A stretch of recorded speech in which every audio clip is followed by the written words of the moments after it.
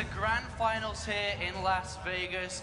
Boy, are we in for a fantastic final here as Casper Jomas gets himself set up. Boy, this is a fairy tale story here for one player, and that is Squirtle. Yeah. He has one final task remaining. Will he be able to defeat Fnatic's aLive? Both of these guys having a fantastic run to the final. I mean, I just want to take a second to have a look at how both of these players got here, Absolutely. Kevin. And let's start off with Squirtle down in the low bracket. He went through the open bracket, beating so many Protoss players, high-level Protoss players. He beat high-level Terran players, qualified for day 2, and that was a grueling day 1. A 12, 14-hour day, you know, starting so early in the morning to so late at night. Then he went into the group stage, managed to advance through the group stage, and then all the way through the championship bracket, despite losing a game, falling into the lower bracket, has now made it to the finals. On the other hand, we did have aLive, who did come into the group stage initially, going 3-1, having an amazing run through the winner bracket. But one thing just to put out there is this is a best of 5 final. Yes. Unfortunately for Squirtle, coming from the lower bracket, has to win 2 sets of best of 5. It is a full double elimination tournament, which means that, yes, aLive has gained himself that all-important second life. Now, a couple of things to note.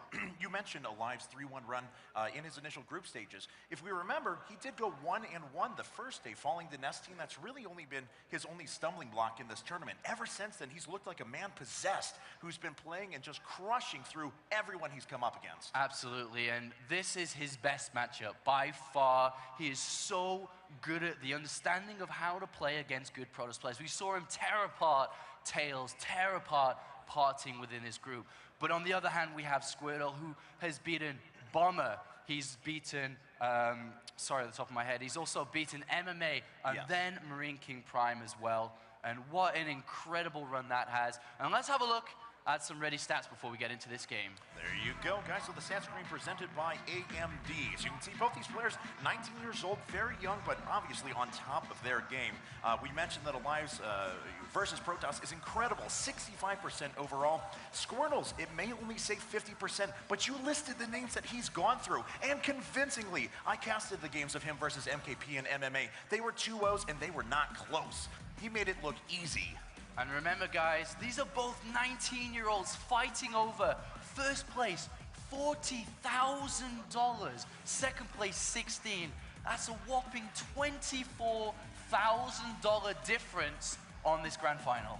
And one cool thing to notice that both these guys have a great win rate on Sandshore and Miss. aLive has never dropped a game on this map. That's remarkable. Now, Squirtle has had some very cool prepared strategies for this map. Twice in the past couple of matches, both against MMA and against Marine King Prime, he decided to go for a very fast Nexus. Nexus first in a 3-gate Robo, double Forge, many Immortals, Twilight Council after that. So a little bit slower style of play, but he really deflects that first attack out of Terran players so well. And I can't believe that he managed to pull that same style 3 times in a row, 3 separate best of 3s, and took every single one.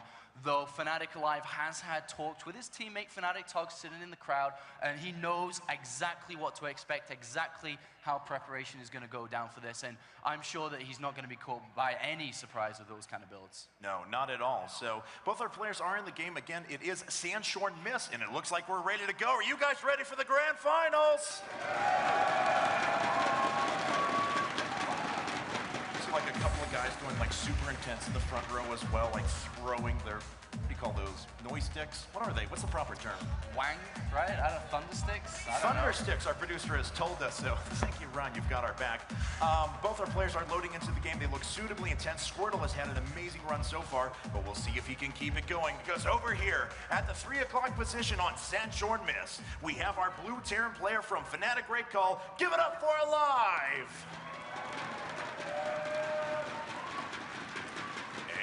His opponents at the 8 o'clock position from Startail, making his way through the whole lower bracket of the championship bracket, it's Squirtle! And I really cannot believe the run Squirtle has had here. Going into this tournament, nobody would have said he's up here in the grand finals. I mean, the best result he's ever had was that 3rd place at the Intel Extreme Masters so long ago.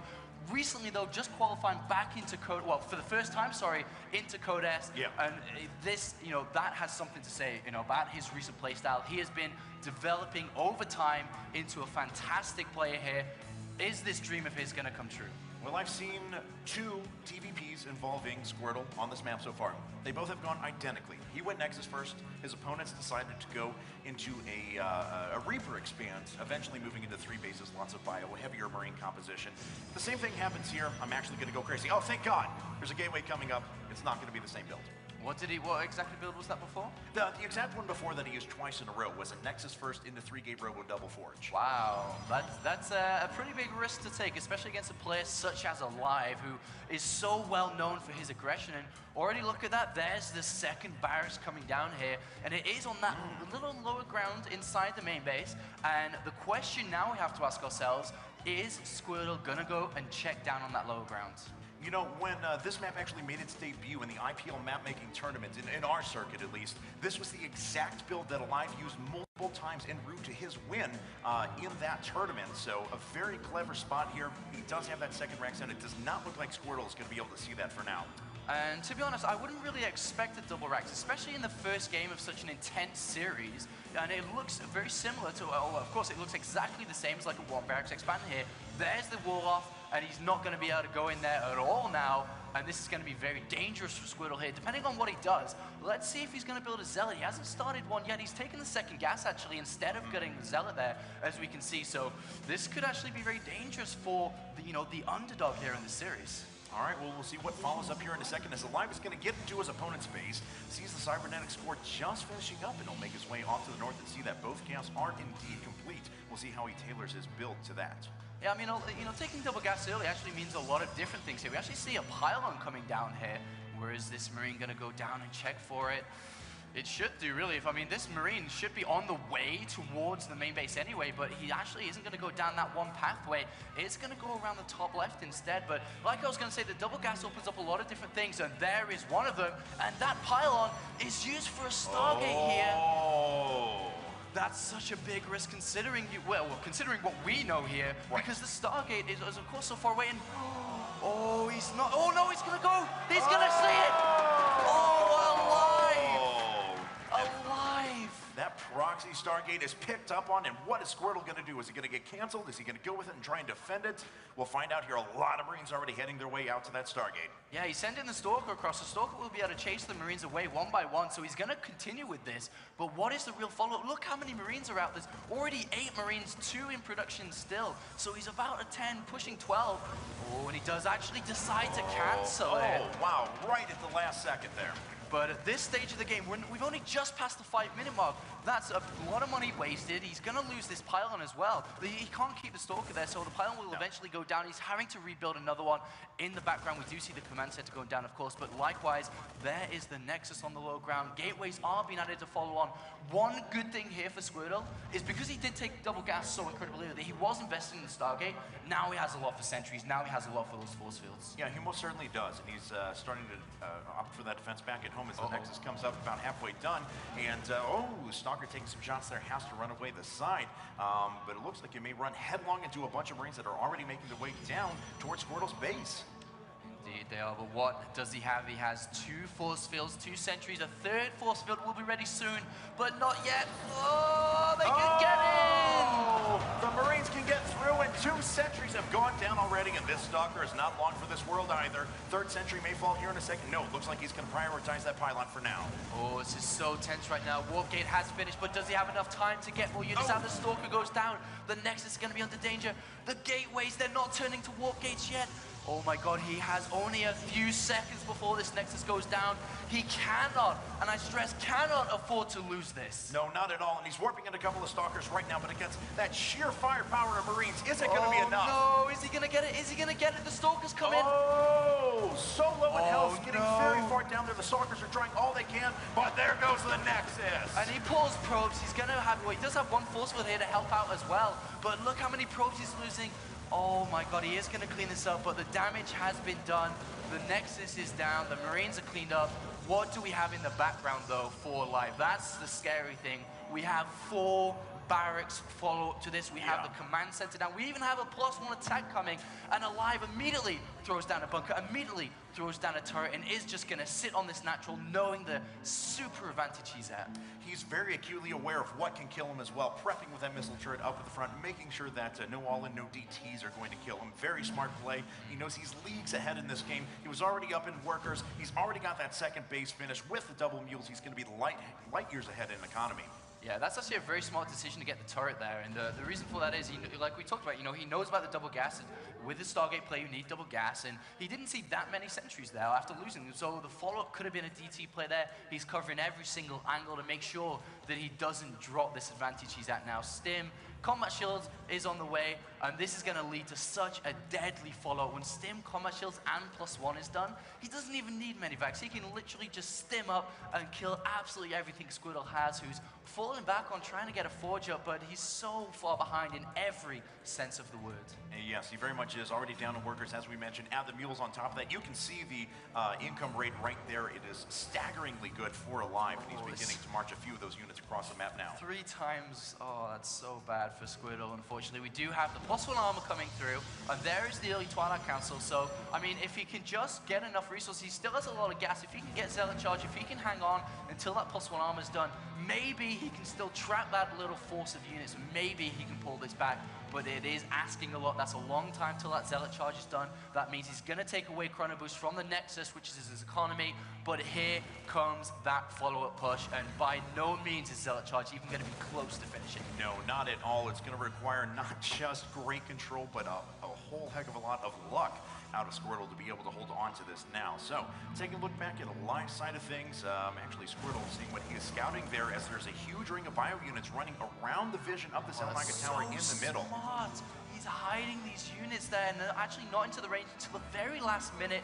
He does know about them now, but these 2 Stalkers are in for it. Yes, they are. They're going to get potentially trapped here as they try to retreat back home. They're going to run headlong into those units. Yeah, already one of those Stalkers going down. A second falls as well, and that was a critical part of the defense there for Squirtle. So now, what is he going to be able to do with the energy on the force fields? Here we go. 2 force fields going down. aLive is trapped outside. He has no medevac, so that is permanent damage for a little while. There's enough energy on those sentries that they're going to be able to force field for a while, but I don't know if it's going to be enough. Yeah, absolutely. He can force field forever, but the thing is, when they do run out, he has nothing to stop them charging in there. And of course, he does move back, doesn't want to take too much damage. We'll go in as soon as the force fields are down. In the background there, we do see the factory, the Starport, the Medivacs coming. No. A few units get in there.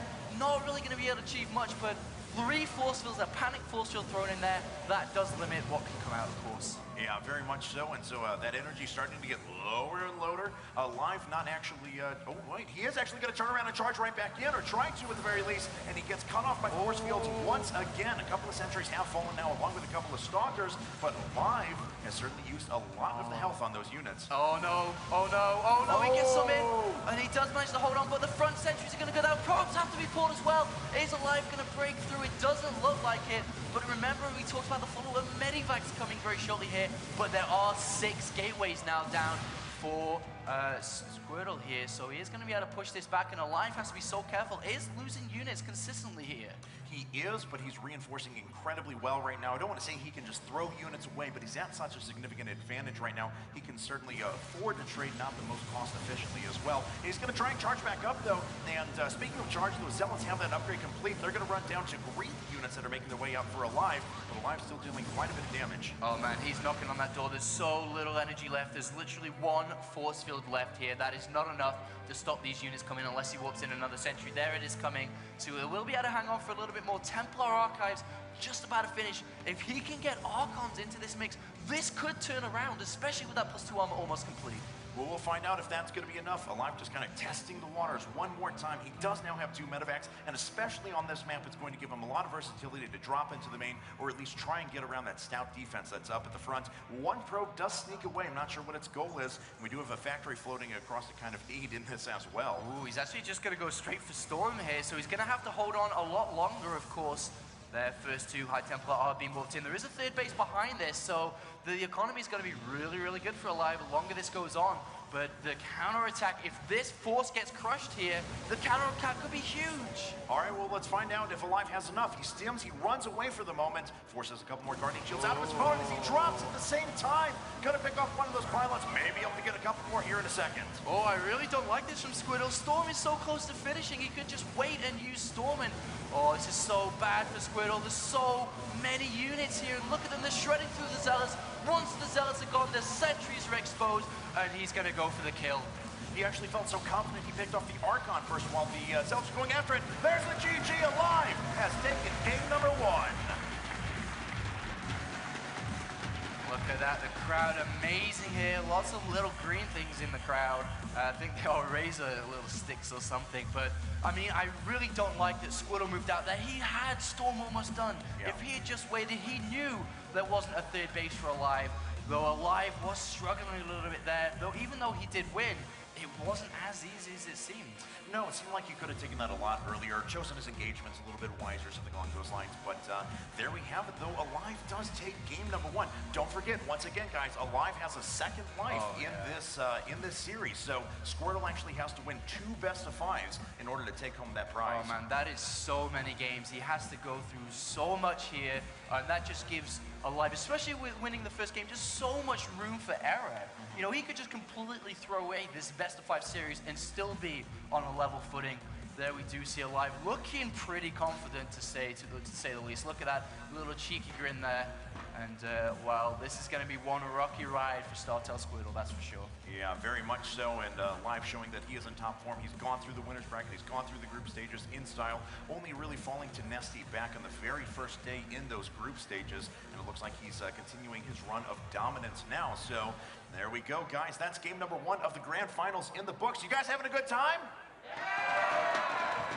Oh, yeah. Anyone think that Squirtle can start to come back? Who wants Squirtle to come back? Like 3 very vocal people right at the front, apparently. It's like 3 StarTale fans.